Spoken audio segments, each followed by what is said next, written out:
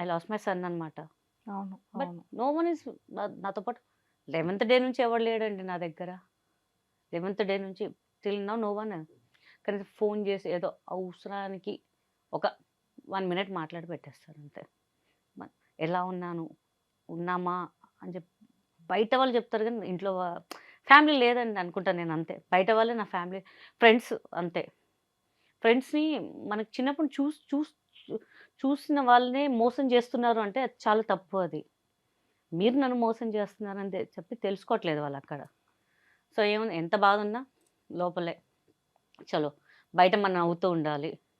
But each and every second గుర్తొస్తుంటారనమాట daddy గాని, mummy, అత్త వాళ్ళందరూ. బట్ ఒక మనం స్ట్రాంగ్ జేసుకోవాలి. మనం బాధపడితే ఎవడొచ్చి ఏం జేయడు. మనమే లాస్ అయితాం. మన హెల్తే పోతుంది. ఉన్నన్ని రోజులు హ్యాపీగా నవ్వుతూ ఉందాం అందరితోని. ఏం పోయేదేం లేదు గదా!